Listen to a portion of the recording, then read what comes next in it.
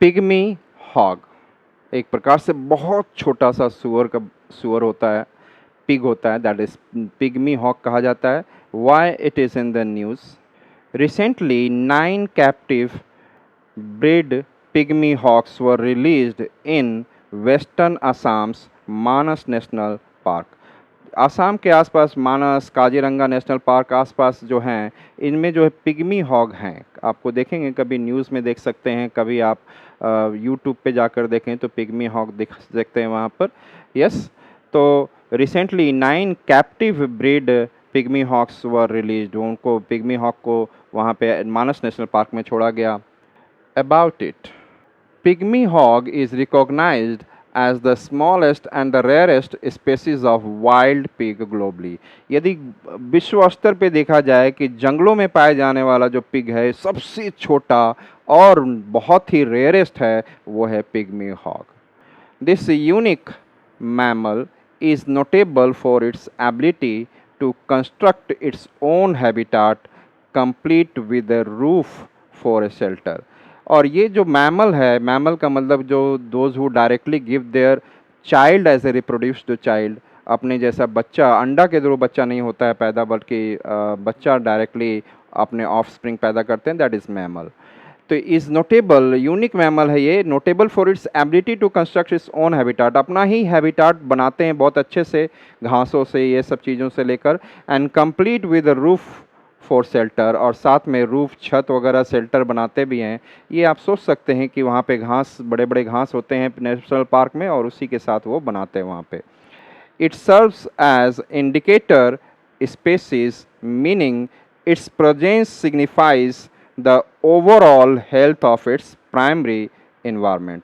तो indicator species कहने का मतलब है कि यदि ये स्पेसीज एग्जिस्ट कर रहा है तो वहाँ का इकोसिस्टम में हेल्दी इकोसिस्टम में यदि ख़त्म हो रहा है, इसका मतलब है कि सिस्टम कहीं ना कहीं दिक्कत है, अदर स्पेसीज भी जल्दी ही क्या होने लग जाएंगे, एक्सटिंक्ट. तो particularly tall and wet grasslands, यहाँ पर बड़े बड़े और ग्रासलैंड्स होते हैं, उसी से वो जो अपना छत बनाते हैं, इसमें बहुत ही it is an indicator species. ध्यान रखेंगे, it is an indicator species. Habitat. Pygmy hogs thrive in undisturbed grassland areas, which are typically dominated by early succession riverine vegetation. तो पिग्मी हॉग जो रहते हैं उस ग्रासलैंड में होते हैं जहाँ पे कोई भी डिस्टर्बेंस नहीं हुआ है, और वो अनडिस्टर्ब ग्रासलैंड जो एरिया होता है जनरली वो रिवर के आसपास, जो रिवर है, जो रिवर के आसपास जो घास होता है, dominated by the early succession riverine vegetation, जो वहाँ पर शुरू में जो रिवर के आसपास वेजिटेशन हुए हैं, घास हुए हैं, उसी में वो थ्राइव करते हैं.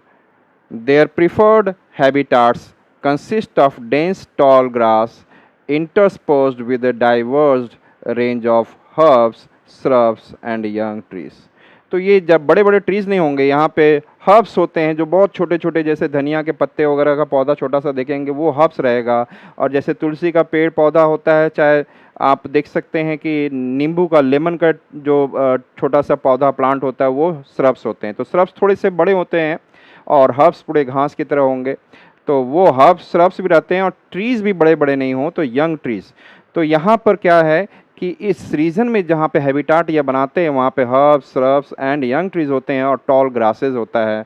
The only viable population of pygmy hogs in the wild can currently be found in the Manas tiger reserve located in Assam. तो यदि अच्छा हैबिटाट जो मिल रहा है वो in the present time, Manas जो बायोस्फीयर रिजर्व है, मानस नेशनल पार्क भी है, मानस टाइगर रिजर्व भी है, इसमें इनका हैबिटाट अच्छा है.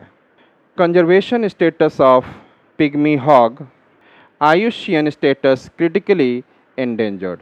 आयुष्यन स्टेटस जो रेड डाटा बुक है, रेड लिस्ट है, ये बताता है कि ये क्रिटिकली इंडेंजर्ड स्पेसीज हैं.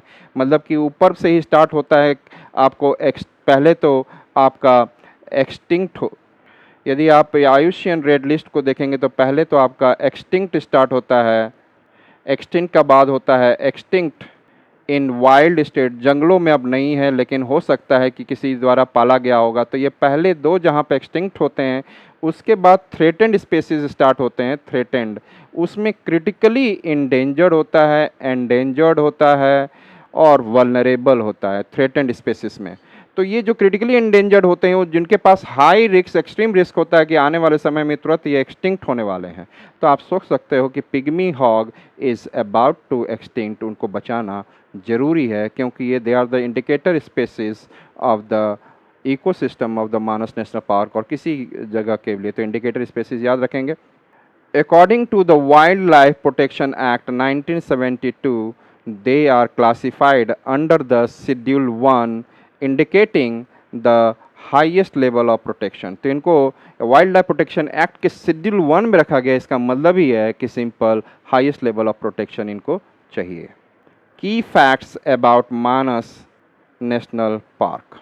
मानस national park is situated in Assam and shares a border with the royal Manas national park इन भूटान। तो भूटान के साथ भी ये जो नेशनल पार्क है मानस, एक मानस रिवर है जो कि आपको भूटान से होते हुए आसाम में आता है। तो ये मानस नेशनल पार्क का कुछ एरिया भूटान में भी है। तो it is sharing what it is in Assam as well as in Bhutan. This park is designated as a UNESCO Natural World Heritage Site। UNESCO का ये नेचुरल वर्ल्ड हेरिटेज साइट है, ये मानस बायोस्फीयर रिजर्व भी है। It also functions as a project tiger reserve, tiger reserve तो है, and elephant reserve भी है ये, एलिफेंट के लिए भी, एंड बायोस्फीयर रिजर्व। तो ये बहुत बड़े स्तर पर मानस इज़ ए बायोस्फीयर रिजर्व, यहाँ पे टाइगर भी ये रिजर्व है, एलिफेंट रिजर्व भी। तो आप सोच सकते हो कि इस रीजन में यदि एक पिग्मी हॉग है and if they are surviving means healthy ecosystem, healthy environment, यदि ये ख़त्म हुआ इंडिकेटर स्पेसीज, मतलब इन्वायरमेंट अफेक्ट हो रहा है, दूसरे स्पेसीज भी ख़त्म होने लग सकते हैं। The Manas river flows through the park. इस नेशनल पार्क से कौन फ्लो करता है? Manas river, contributing to its rich biodiversity. इस रीजन से कौन सा रिवर क्रॉस करता है? मानस, और थोड़ा सा ब्रह्मपुत्र रिवर भी। The park encompasses some of the largest remaining grassland habitats within the sub Himalayan grassland ecosystem.